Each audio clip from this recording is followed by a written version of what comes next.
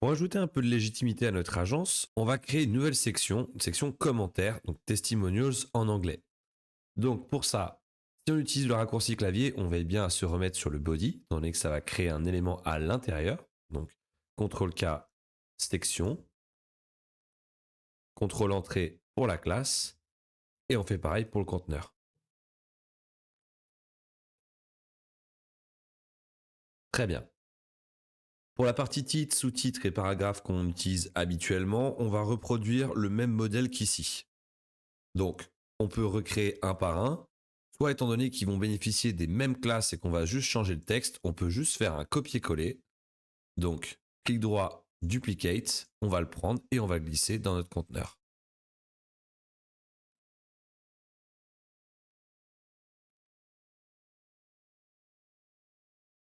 Maintenant, on va pouvoir commencer à ajouter nos commentaires. Donc, les commentaires, on va leur donner une apparence assez classique comme on va retrouver sur les sites comme Booking, Airbnb ou les sites d'autres agences immobilières. Donc, à savoir le texte du commentaire en lui-même, la photo de la personne qui a fait le commentaire, sa note avec des étoiles et la date de publication du commentaire. Pour avoir un contenu le plus à jour possible, on aimerait donc n'afficher que les commentaires les plus récents.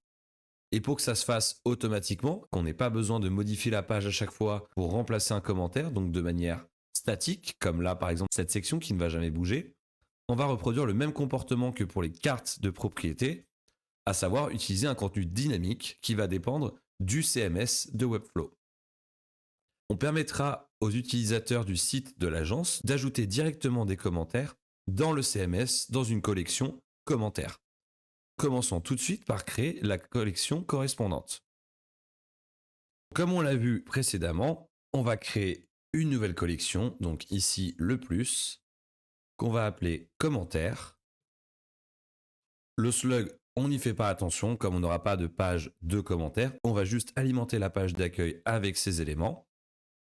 Et en plus des éléments de base non slug, on va rajouter différentes informations. Donc on va avoir la photo de profil de la personne qui a fait le commentaire.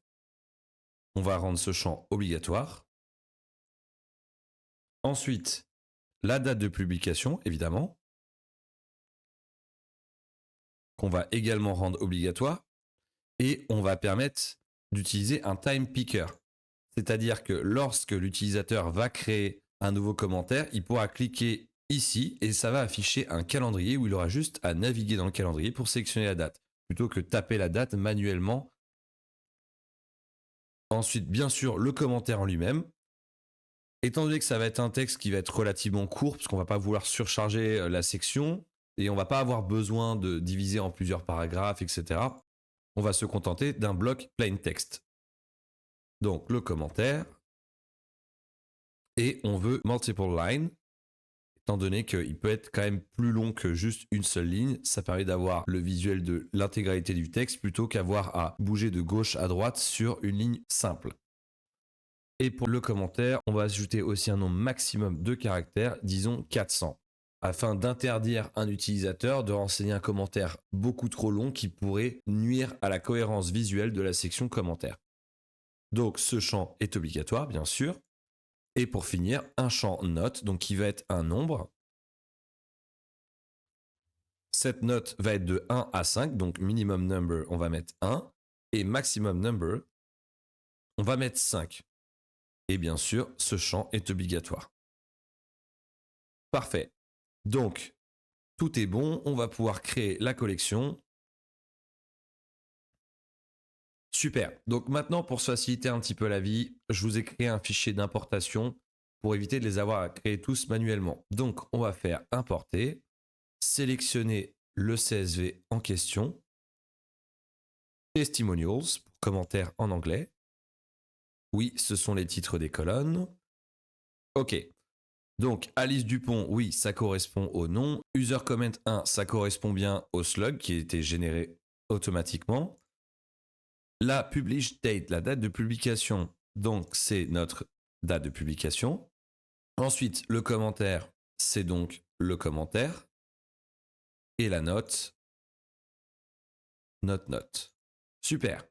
Donc évidemment juste la photo de profil qui, comme pour les propriétés, qu'on va devoir importer directement après. On en profite pour vérifier les différents items. Alice Dupont, Jean Martin, Marc Lefebvre, Claire Dubois et le header, donc les titres qui ne seront pas comptabilisés. On peut donc lancer l'importation des 4 commentaires. Là, Webflow nous demande si on veut créer un backup avant. Donc on va mettre oui, c'est pas de refus. Étant donné qu'on n'est jamais à l'abri d'une erreur pendant une importation ou une modification dans une base de données, on va donc accepter la création de ce backup au cas où. On a l'ensemble de nos commentaires au statut brouillon, étant donné qu'il manque l'image de la photo de profil qui est obligatoire pour pouvoir visualiser ces changements en production et dans l'environnement de développement. Donc on va ajouter nos images, Alice Dupont. Donc on va dans Testimonials.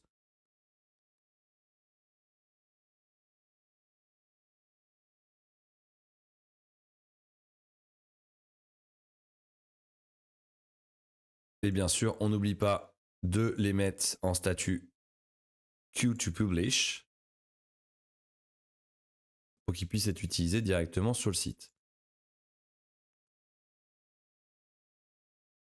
Ok, très bien, on a notre 4 commentaires avec le statut pour pouvoir les utiliser. On va pouvoir donc s'intéresser maintenant à l'affichage de ces commentaires. Donc si vous vous rappelez bien, pour afficher des items d'une collection CMS, on doit utiliser un élément spécial qui s'appelle le Collection List Wrapper, comme on avait juste ici pour les propriétés. Voilà.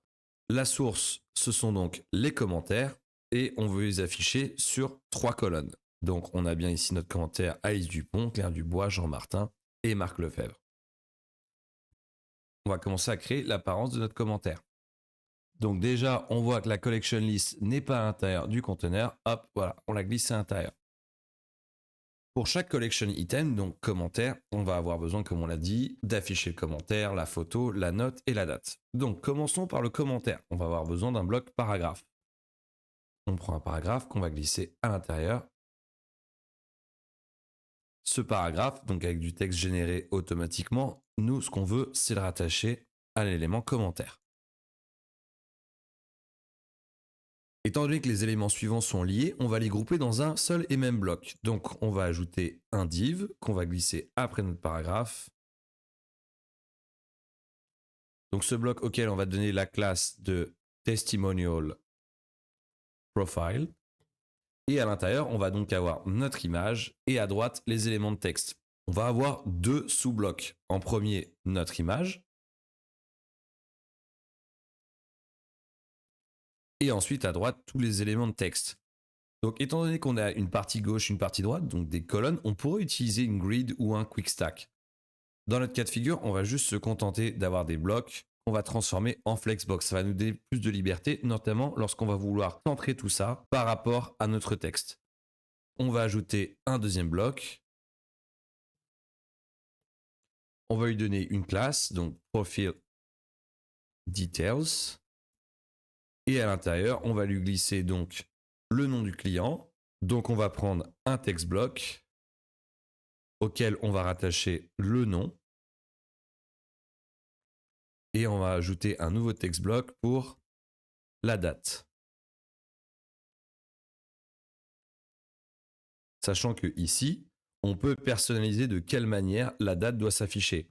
À savoir que toutes ces règles avec des M majuscules, des 4 M majuscules, D, etc., c'est une nomenclature qui définit une manière d'afficher une date.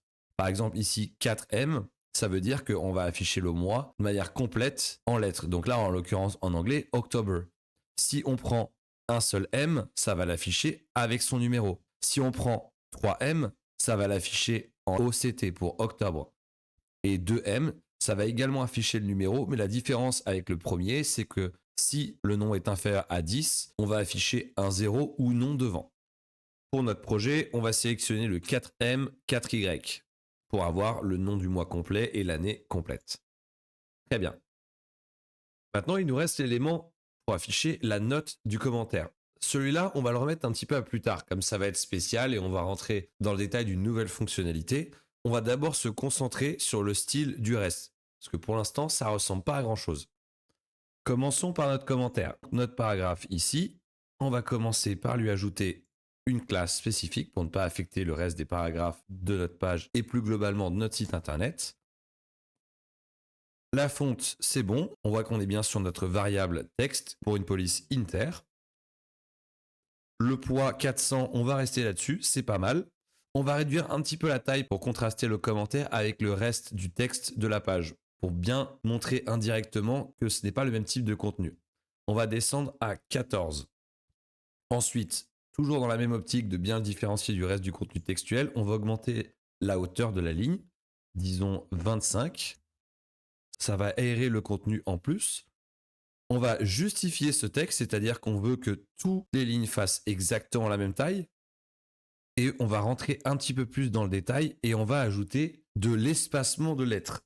Donc c'est-à-dire que on veut plus d'espace entre les lettres du texte pour bien le démarquer encore plus du reste. Donc pour ça, on va ajouter, disons, 1 pixel, c'est déjà pas mal.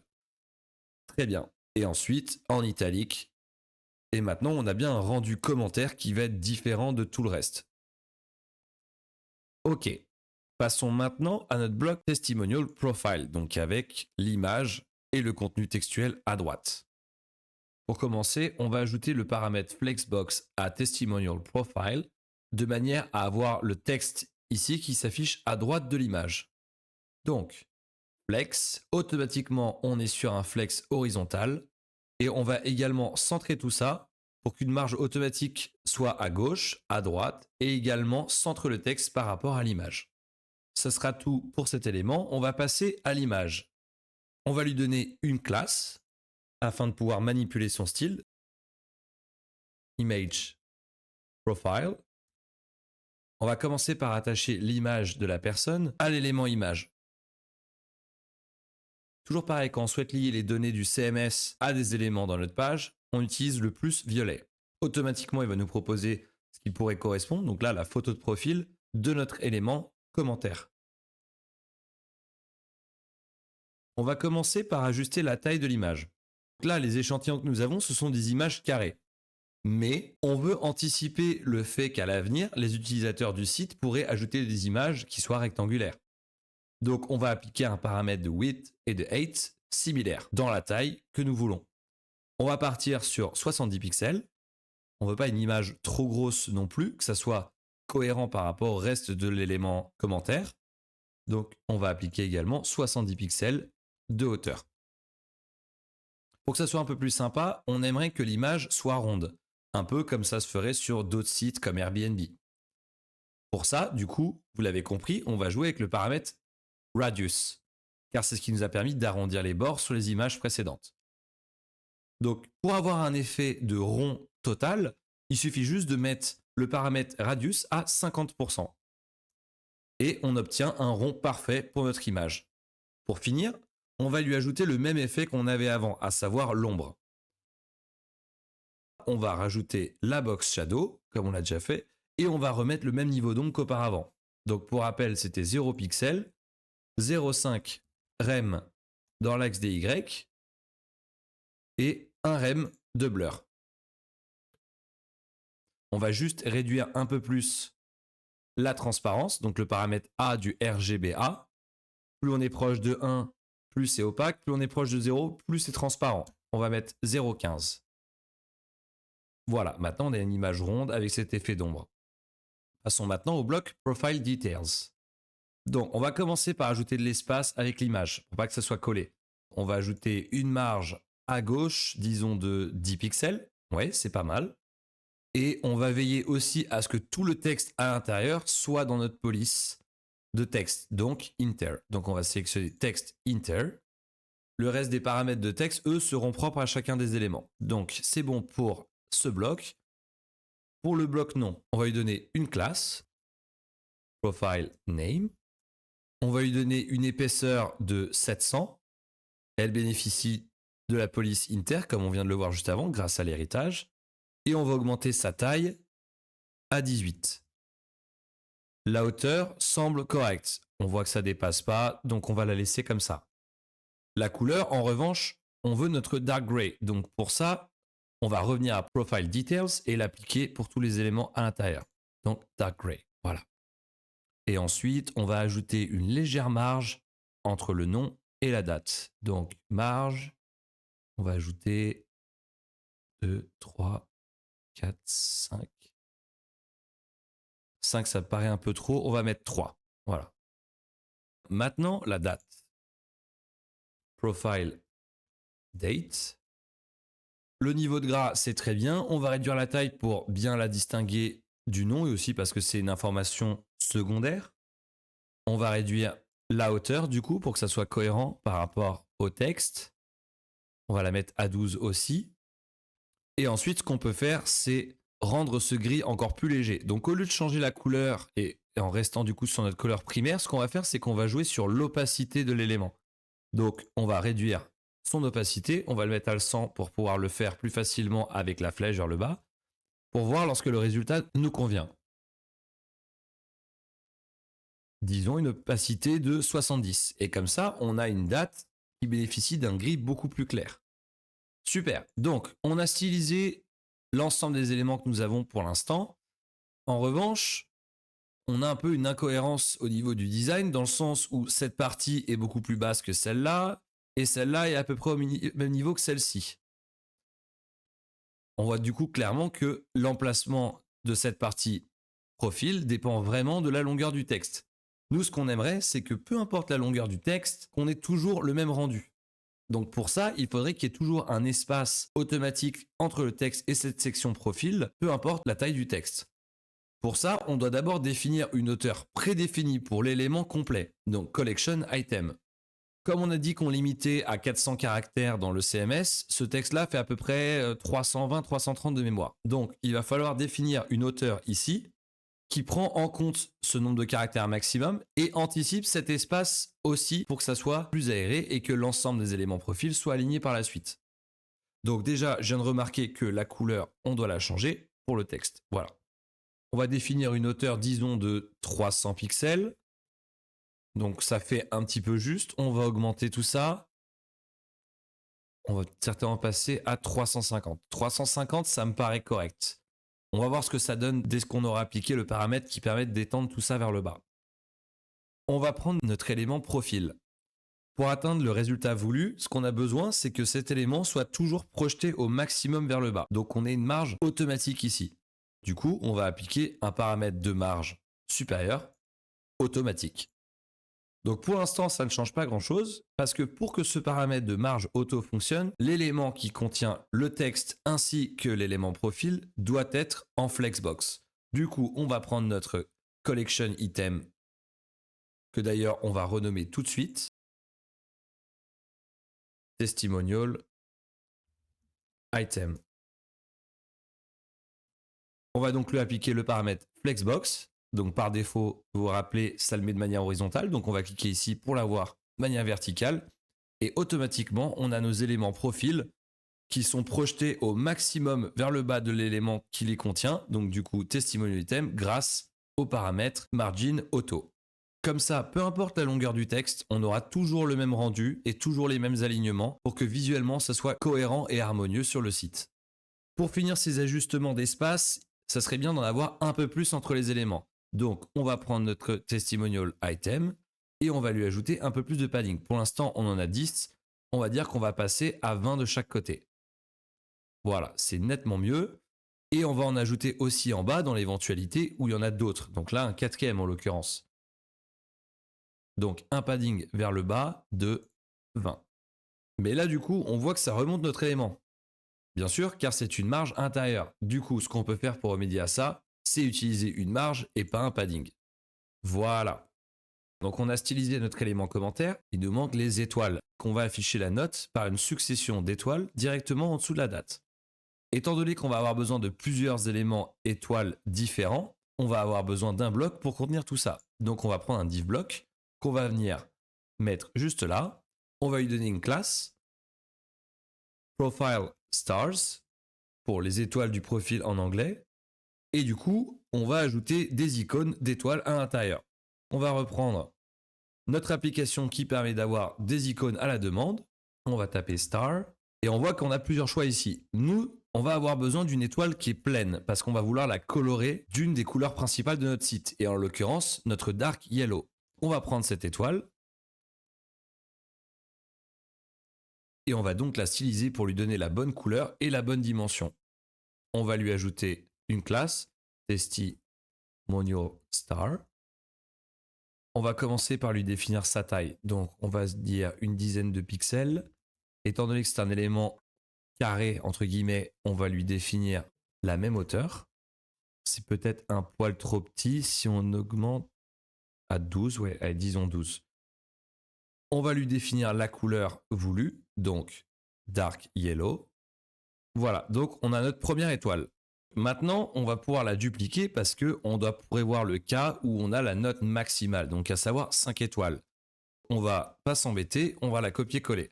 On va juste ajuster une dernière fois la classe pour mettre un petit peu d'espace entre ces étoiles. En l'occurrence, un peu de margin sur la droite. On va dire 5, ça me semblerait correct. Voilà, parfait.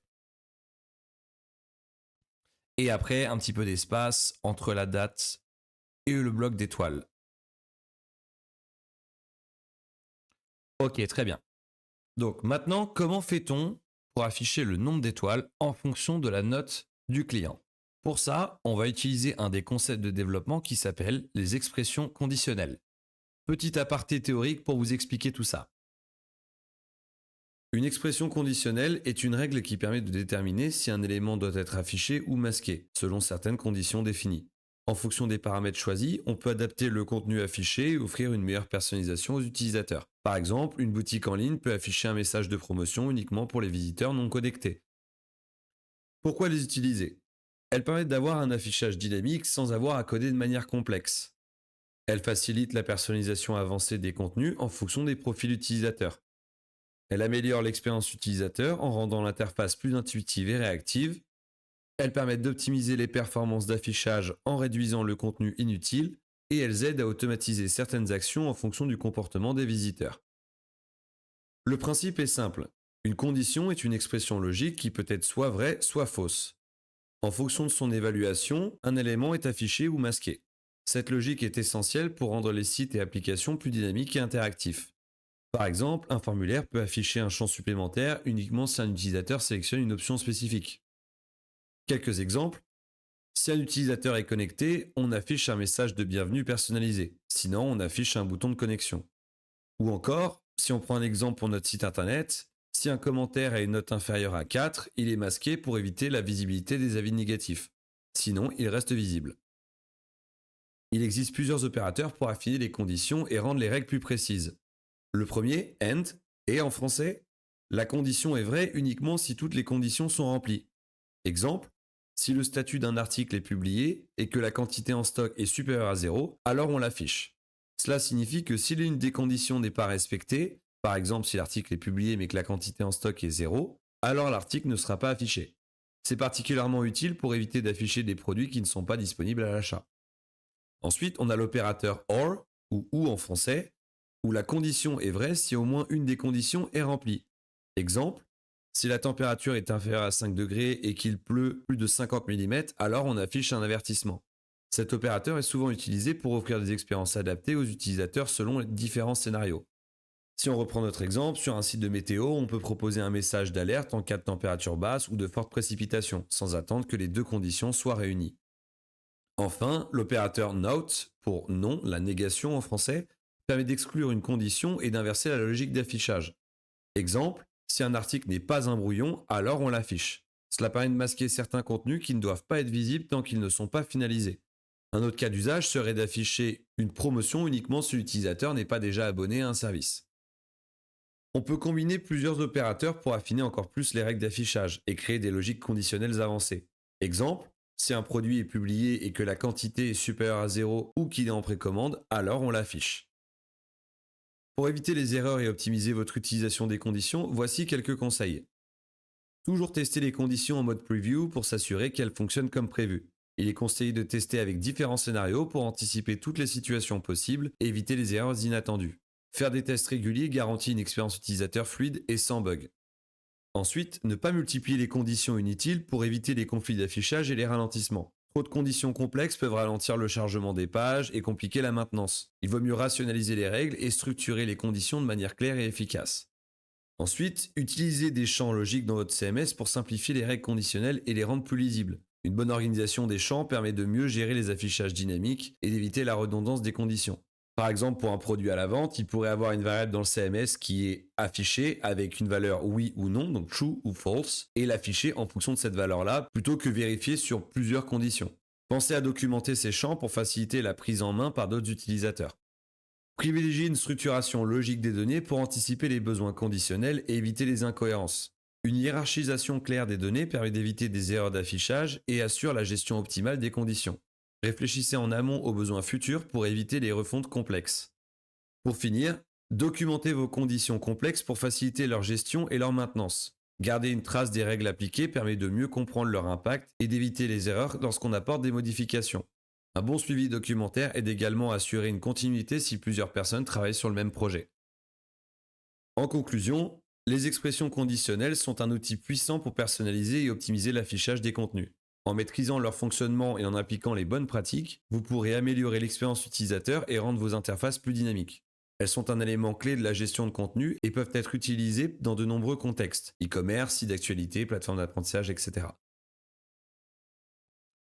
Du coup, comment applique-t-on une expression conditionnelle dans Webflow qui n'est pas un environnement de code, mais une interface graphique?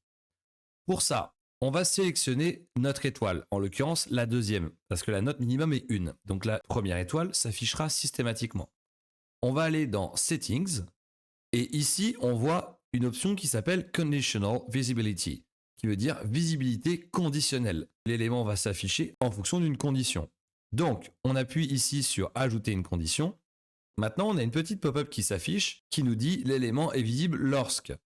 C'est-à-dire qu'on va devoir sélectionner sur quelle variable et sur quelles conditions sur cette variable on se base pour que l'élément s'affiche. Je m'explique. Donc là, en l'occurrence, nous, on va se baser sur la note. Donc on va sélectionner note. Et on veut que l'étoile numéro 2 s'affiche lorsque la note est obligatoirement supérieure à 1. Parce que même si la note est de 2, 3 ou 4, on aura toujours besoin d'afficher l'étoile numéro 2. Si la note est de 1, il faudra la masquer. Donc on va choisir ici l'option is greater than est plus grand que et on va ajouter 1. On fait sauvegarder et on voit ici notre condition not is greater than 1. Et on va reproduire le même comportement pour les étoiles suivantes. L'étoile numéro 3, on va lui ajouter la condition lorsque la note est supérieure à 2. L'étoile numéro 4, lorsque la note est supérieure à 3.